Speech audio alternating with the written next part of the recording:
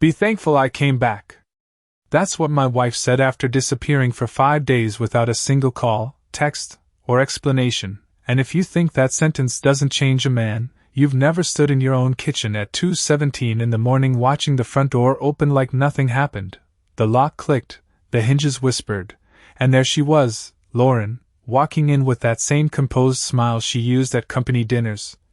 Like she just stepped out for groceries instead of vanishing off the grid for 120 hours.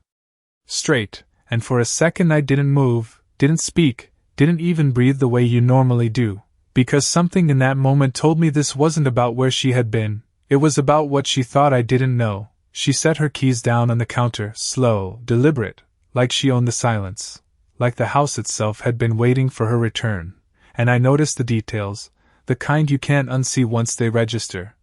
The faint scent of a hotel soap that wasn't ours, the way her phone stayed face down in her hand even as she slipped off her shoes, the slight pause before she met my eyes, like she was calculating something, not rehearsing an apology but choosing a position. I had imagined this moment differently during those 5 days, imagined questions, anger, maybe even relief, but what I got instead was that smirk, subtle but sharp, and that sentence, calm as a verdict. You should be grateful I came back. And it landed in the room like it belonged there, like it had been waiting longer than she had. And the strange thing is I didn't react the way most people would. No raised voice, no accusations, no desperate need for answers, because somewhere between the first night she didn't come home and the third time her phone went straight to voicemail, something inside me had already shifted.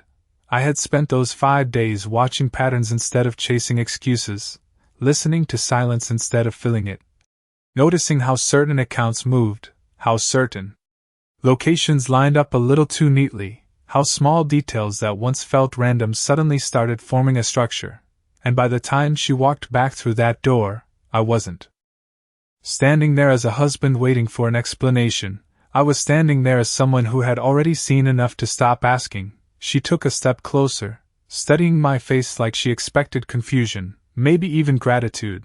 But what she found instead was stillness, the kind that doesn't come from shock but from certainty. And I could see it in the way her expression flickered for just a fraction of a second before settling back into that same controlled confidence. Outside, a car passed, headlights sliding across the walls and disappearing just as quickly, and in that brief wash of light, everything felt exposed, like the truth had been sitting in the room the entire time waiting for one of us to acknowledge it.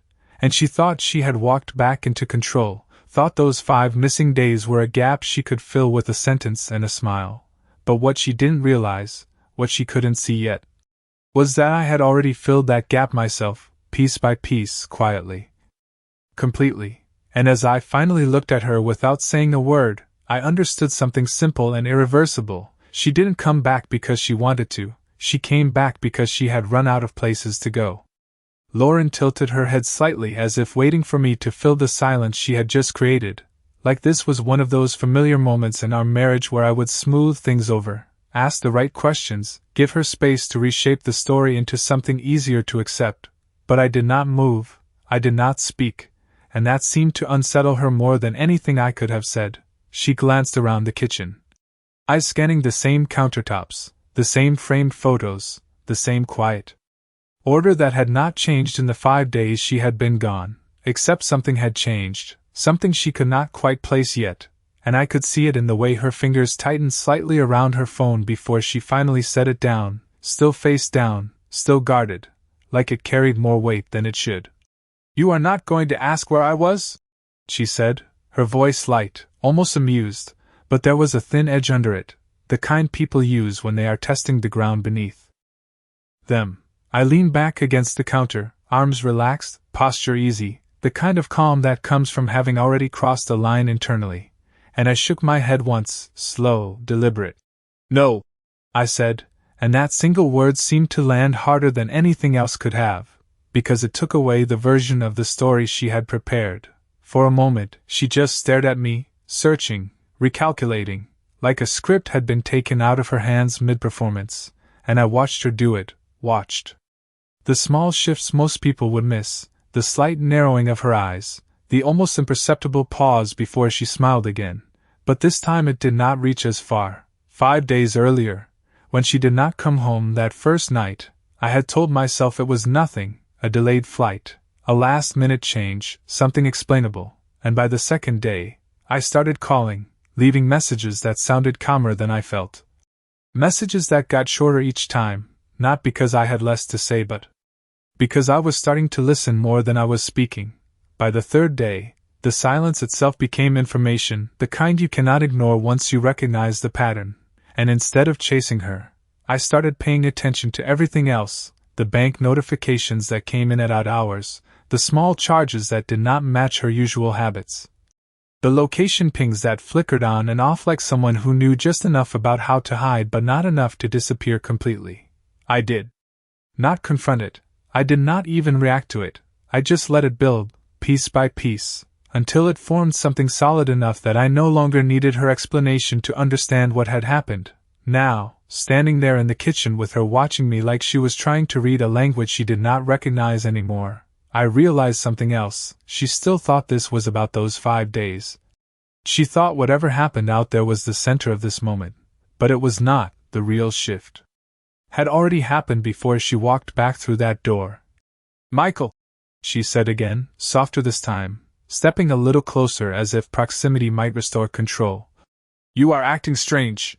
And I almost smiled at that, not because it was funny but because it was predictable, because people always call it strange when something stops behaving the way they expect, and I pushed off the counter, slow, steady, meeting her gaze without raising my voice, without giving her anything she could push against, and in that quiet space between us, I could feel the balance tilting, not suddenly, not dramatically, but enough that she noticed it.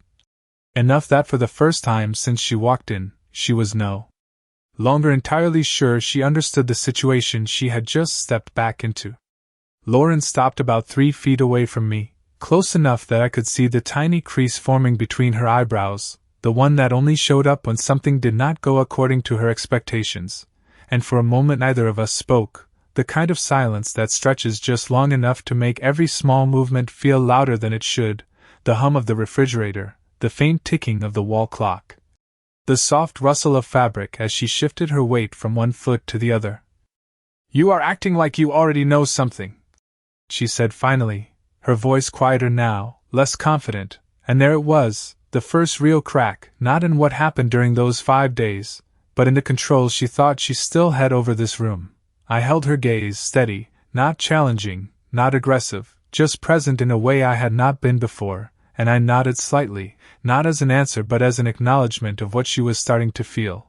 The truth is, by the 4th day of her silence, I had stopped trying to reach her entirely, stopped checking my phone every few minutes, stopped rehearsing conversations in my head, and instead I started noticing patterns that had been there long before she disappeared, patterns that only make sense when you stop looking at them emotionally and start looking at them like data, clean, unemotional, undeniable. It was the way certain expenses showed up late at night. Not large enough to stand out but consistent enough to form a rhythm.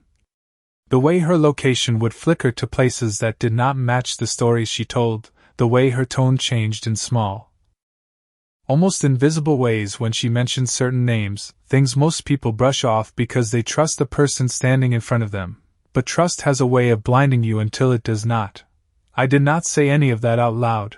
I did not need to, because what mattered in that moment was not the details, it was the shift, the realization settling in between us that I was no longer reacting, I was observing.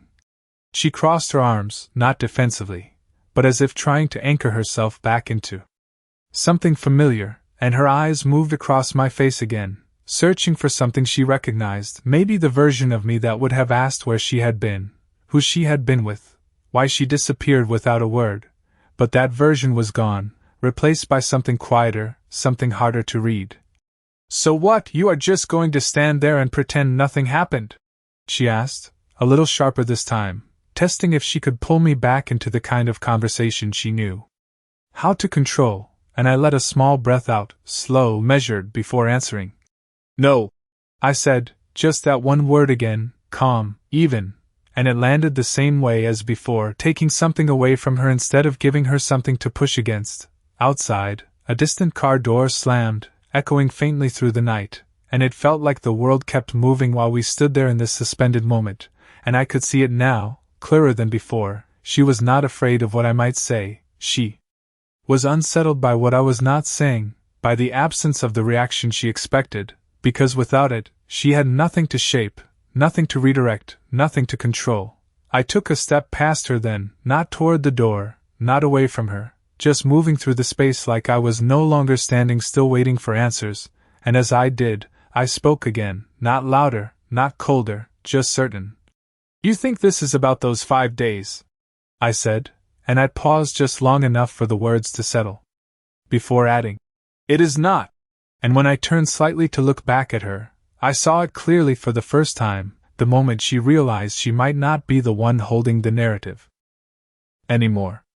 I walked past her into the living room, not in a hurry, not trying to escape the conversation, just moving the way you do when you are no longer anchored to the same place emotionally, and I could feel her eyes following me, trying to catch up to something that had already shifted out of her reach. The house looked exactly the same as it had a week ago, same couch, same soft lamplight spilling across the hardwood floor. Same framed photos lined up on the shelf, snapshots of vacations, holidays. Quiet moments that used to feel like proof of something solid, and for a second I let my eyes rest on them, not out of nostalgia but out of clarity. Because it is strange how different things look once you stop assuming they mean what you thought they meant. "Then what is this about?"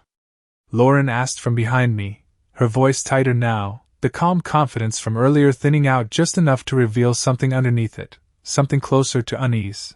I picked up one of the picture frames, the one from a trip to Colorado 3 years ago, both of us smiling under a wide open sky, the kind of image people use to tell themselves everything is fine.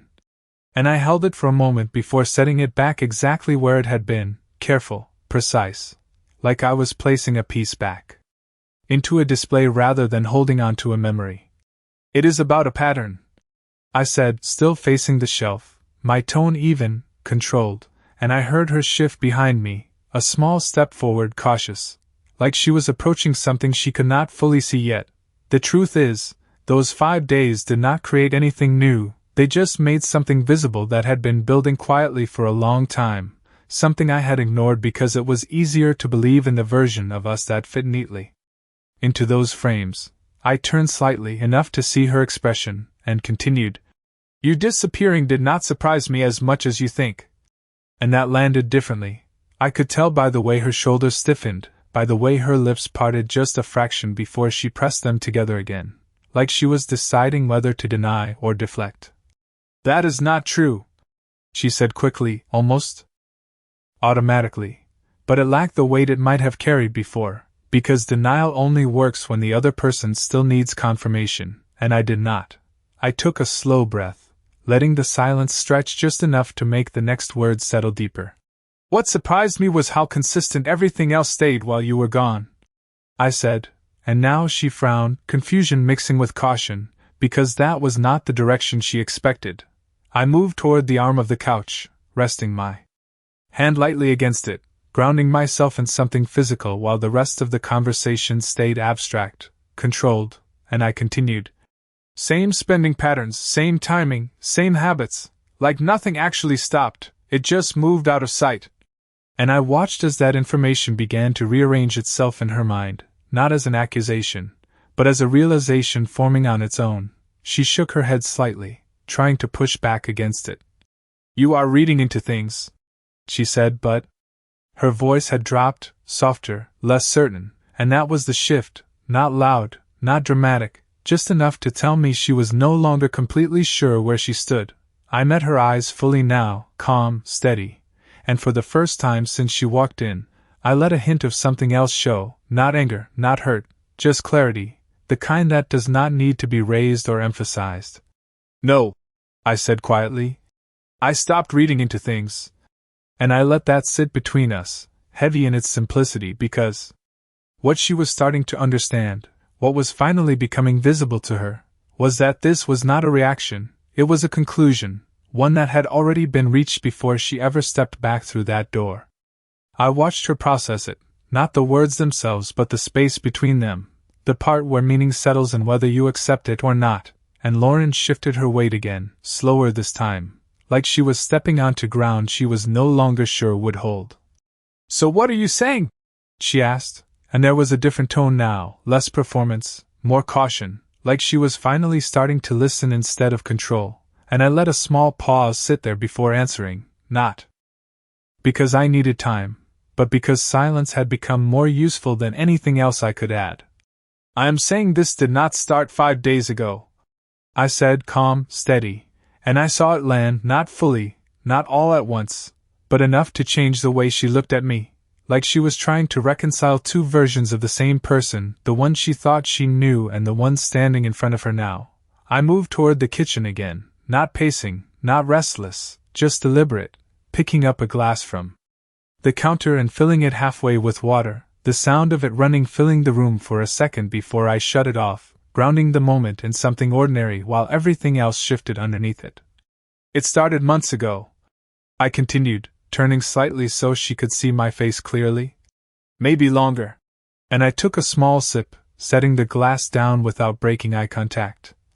"The late nights that did not quite line up, the stories that almost matched but not completely, the way you would answer questions I did not ask yet." And I let that sit, not as accusations but as observations, clean and simple. She shook her head again, but it was slower now, less certain. "You are twisting things," she said, though her voice did not carry the same edge it had earlier, and I noticed how her arms had dropped from their crossed position, like she was no longer holding on to the same defensive posture. "No," I said quietly. "I stopped ignoring them. And that was the difference, not louder, not sharper, just clearer, and clarity has a way of cutting through anything you try to layer over it." I leaned lightly against the counter, not closing the distance between us, not retreating either, just holding the space steady, and continued. "Do you remember last fall, when you said you had that late client meeting downtown?"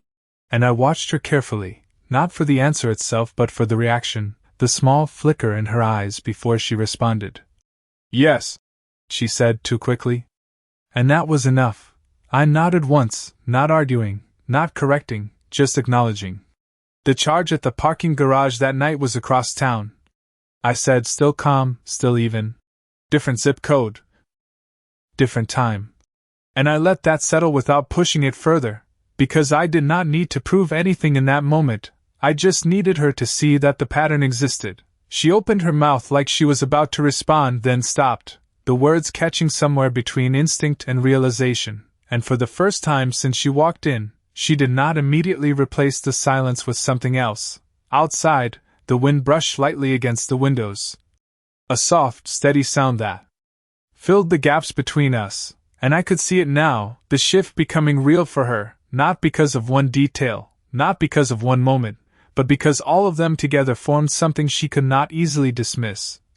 "You have been tracking me?" she asked finally, and there was something in that question, not outrage, not quite, but a recognition that the balance had changed. I shook my head slightly, almost a half smile without humor. "No," I said. "I have been paying attention, and that was the truth of it, simple, grounded, impossible to argue with." And as I looked at her standing there, no longer completely in control of the narrative she thought she owned, I realized this was the point where everything started to turn, not because I forced it, but because she could finally see that I had already seen enough. Lauren's question hung in the air longer than she expected it to, like she was waiting for me to soften it, to explain it away, to give her something she could turn into a defense. But I did not move to fill that space. I let it stretch, because that was where the truth settled best, in the quiet moments where there was nothing left to hide behind. She looked at me differently now, not with that earlier confidence, not with that subtle superiority she carried when she walked in, but with something more cautious, more measured, like she was starting to understand that this was not a conversation she could steer anymore. "Paying attention does not explain everything," she said, and there was a hint of pushback in it, not strong, not fully formed, just enough to test if there was still room for her to regain control, and I nodded slightly, acknowledging the attempt, without giving it weight. "You are right," I said, my voice calm, steady. "It does not explain everything." And I took a step closer to the counter, resting my hand lightly against the edge, grounding the moment in something physical again. That is why I did not stop there. And that was the first time I let something new enter the conversation, not louder, not more aggressive, just more complete. She went still for a fraction of a second, the kind of stillness that only happens when someone realizes there is more to the situation than they accounted for, and I saw it clearly, the shift in her posture, the way her shoulders tightened just slightly before she relaxed them again, like she was trying to maintain composure. I did not rush it, I did not pile on details, I let the implication sit first, because implication is what makes people start connecting things on their own. When patterns repeat, you stop guessing. I continued, keeping my tone even, almost conversational. You start confirming. And I watched her eyes narrow just a fraction, not in anger, but in focus, like she was trying to see how far this went. The truth was, I had not done anything dramatic, nothing reckless, nothing that would fit into the kind of confrontation she might have expected. I had simply followed the consistency of what was already there, letting small details align into something larger, something that did not need interpretation anymore. The hotel charges, I said quietly, not accusing, just stating. They were not random. And I saw the reaction immediately, subtle but undeniable, the slight intake of breath, the way her gaze shifted for just a second before returning to mine, and that was enough. I did not need more. The same place showed up more than once, I added, still calm, still measured. Same timing, same pattern. And I let the sentence end there, incomplete on purpose, because what mattered was not the full explanation, it was the realization forming in her mind. That does not mean anything, she said quickly, but her voice had lost its earlier steadiness, replaced by something thinner, something closer to urgency, and I did not challenge it, I did not argue. I just let a small pause settle before responding. It means enough, I said, and the simplicity of it carried more weight than anything else I could have added, because it left no space for negotiation, no room for reinterpretation. Outside, a faint breeze moved through the trees, brushing softly against the windows, and the house felt quieter than before, like everything unnecessary had been stripped away, leaving only what mattered. I looked at her then, really looked at her, not as the person I had built a life around, but as someone standing in front of me with a story that no longer matched the facts I had already seen, and for the first time, I could see it in her too, the understanding that this was not about whether I knew, it was about how much, and that question, unspoken but heavy between us, was something she could not control anymore. Lauren did not respond right away, and that silence told me more than anything she could have said, because when people run out of immediate explanations, what is left is instinct, and instinct always reveals where the pressure really is. She shifted her stance again, subtle, but different this time, less grounded, like she was no longer certain where to stand in the conversation. And her eyes moved briefly toward the hallway before returning to me, a small, unconscious movement that felt out of place unless you were paying attention. So what now? She asked, and there was something new in her voice, not quite fear, not quite defiance, but a mixture of both, like she was trying to decide which direction would serve her better. I let the question sit for a moment, not because I needed time to answer, but because I wanted her to feel the weight of asking it, because that question meant she was no longer leading, she was reacting. Now? I repeated quietly, almost as if I was considering it for the first time, though I already knew exactly where this was going, and I took a slow step toward the dining table, where a single folder rested near the edge, something that had been there before she walked in, unnoticed, unimportant until this moment. I placed my hand lightly on it, not opening it yet, just acknowledging its presence, and I saw her eyes follow the movement immediately, the way people do when something unfamiliar enters a space they thought they understood. Now we stop pretending this is unclear, I said, my tone still even, still controlled, and that was the shift from observation to structure, not louder, not sharper, just more defined. She stared at the folder, then back at me, and for the first time since she came home, she did not try to fill the space with an explanation or a denial. She waited, and that waiting told me everything I needed to know about how much she was starting to understand. What is that? She asked, and her voice had dropped again, softer, careful, like she was stepping closer to something she did not fully want to see.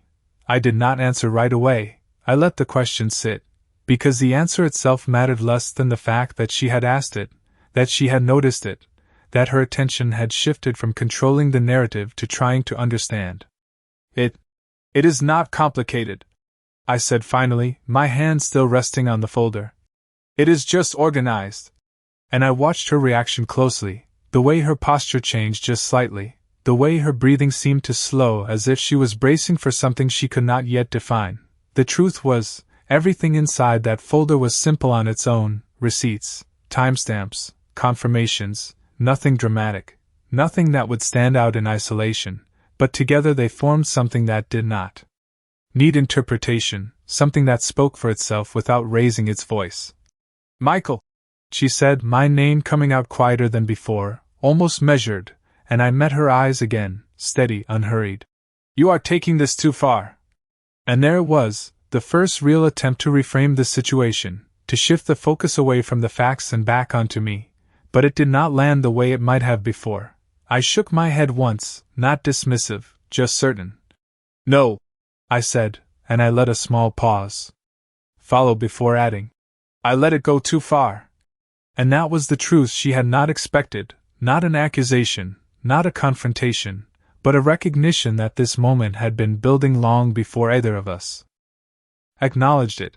I slid the folder an inch closer to the center of the table, not opening it, not forcing anything, just making it visible, undeniable, and as I looked at her standing there, caught between what she thought she could manage and what she was starting to realize she could not, I understood something clearly. This was no longer about proving anything, it was about letting her see exactly where she stood, without noise, without drama, just the quiet weight of everything she had hoped would stay hidden now sitting in plain sight between us. Lauren did not move right away, her eyes fixed on the folder like it had shifted the gravity of the room, and for a moment I could see the calculation behind her expression, the quiet attempt to decide whether to dismiss it, confront it, or ignore it altogether, but none of those options held the same weight they might have before. You are being dramatic, she said finally, but the words came out slower, less certain, like they were chosen out of habit rather than conviction, and I did not respond to the tone. I responded to the reality behind it, or rather I let the absence of reaction do the work for me. I slid the chair at the table back an inch, the soft scrape against the floor breaking the silence just enough to ground the moment, and I sat down, not in defeat, not in exhaustion, but in control, the kind that does not need to stand to be felt. Open it, I said quietly, not a command, not a demand, just an invitation that carried more weight than either could have, and I rested my hands lightly on the table, giving her nothing else to push against. She hesitated, just for a second, then stepped forward, slow, cautious, like she was approaching something that might change the shape of everything if she got too close, and when she reached the table, her fingers hovered over the folder before finally pulling it open. The pages inside did not look dramatic, no bold headlines, no highlighted accusations. Just clean prints, timestamps, receipts, confirmations, each one ordinary on its own, but together forming something that did not need explanation. I watched her eyes move across the first page, then the second. The way her focus sharpened, the way her breathing shifted almost imperceptibly, and I said nothing, because this part did not belong to me anymore, it belonged to her understanding. This does not prove anything, she said after a moment, but her voice had changed again, softer, thinner, like it had lost the structure it relied on, and I nodded slightly, not agreeing, not disagreeing, just acknowledging the words without giving them power. It does not need to prove everything, I replied. Calm, steady. It only needs to show enough. And I let that settle before adding. And it does. Because clarity does not require volume, it requires alignment. She flipped another page, slower this time, more deliberate, and I could see the shift happening in real time, the point where denial starts to compete with recognition, where the mind searches for an angle that no longer fits. You went through all of this? She asked, and there was something different in that question, not accusation. Not disbelief, but something closer to realization, like she was finally seeing the length of the distance between what she thought I knew and what I actually understood. I leaned back slightly in the chair, not distancing myself, just settling into the moment as it unfolded. I did not go through anything, I said quietly. I followed what was already there. And that was the truth she had not prepared for, not confrontation, not anger, just consistency.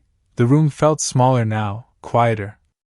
Like everything unnecessary had fallen away, leaving only the facts sitting between us, and I could see it in her, the way her shoulders had dropped just slightly, the way her posture no longer held the same certainty it had when she walked in. She closed the folder slowly, not slamming it, not dismissing it, just placing it back on the table like it had weight now, real weight, and when she looked up at me again, there was no smirk. No controlled smile, just a question she had not yet formed into words. I held her gaze steady, unshaken, and after a moment I spoke again, not louder, not harsher, just final in a way that did not need emphasis. You thought those 5 days were the story, I said, letting a brief pause sit between the words before finishing. But they were just the part you thought I would never see. And I let the silence take over again, because at that point, there was nothing left to explain, only something left for her to face. Lauren stayed standing there for a long moment after the folder closed, her hand still resting lightly on top of it as if she had not fully decided whether to let go, and the silence between us felt different now, not tense, not waiting, just settled in a way that left no room for anything else to grow. I watched her carefully, not searching for guilt or regret, just observing the shift. The slow realization that whatever control she thought she had when she walked in had already slipped somewhere she could not reach. So what are you going to do? She asked finally, and her voice was quieter than it had been at any point before, stripped of the sharp edges, stripped of the confidence that had carried her through the door earlier that night, and I did not answer right away, not because I needed time, but because the question itself mattered more than the response, because it meant she understood this was no longer about explanations, it was about consequences. I leaned forward slightly, resting my hands together on the table, not in pressure, not in demand, just steady, grounded, and I looked at her the same way I had since she returned, calm, clear, without raising my voice or changing my tone, because nothing about this needed to be louder than it already was. Nothing dramatic, I said, and I let a small pause follow, not to build tension, but to let the simplicity of it settle. That is the part you never understood. And I could see the question form behind her eyes before she spoke it, so I continued before she could interrupt. This was never going to be a fight, never going to be a scene, because those only matter when both people are still trying to hold on to the same thing. And I let that sit between us, because it carried more truth than anything else I could have added. She shook her head slightly, almost reflexively, like she wanted to push back against it, but there was no direction for that resistance to go anymore, no argument to attach it to, and that was the difference now, not that I had forced anything, but that there was nothing left to negotiate. I stood up slowly from the chair, not abruptly, not in anger, just moving forward in a way that felt final without needing to announce itself, and I walked past her again, the same way I had before, steady, unhurried, and as I reached the hallway, I paused just long enough to speak again without turning around. You said I should? Be grateful you came back, I said, my voice still even, still controlled, and I let a brief silence sit after it before adding. But you did not come back to fix anything, you came back because you thought nothing had changed. And that was the truth she had not seen yet, not fully, not until this moment. I turned then, meeting her eyes one last time across the room, and there was no anger there, no bitterness, just clarity, the kind that settles in when everything else falls away. And I finished. The only thing you miscalculated was me. And I let that be the last thing I said, not because there was nothing else to add, but because nothing else was needed. The house was quiet again after that, the same quiet it had been before she walked in, but it felt different now, not empty, not heavy, just resolved, like something had finally reached its natural end without needing to be forced. And as I stepped out of the room, leaving her standing there with the weight of everything she had just seen and heard, I understood something with complete certainty. She had not lost me in those 5 days, she had lost me long before that, she just did not realize it until now.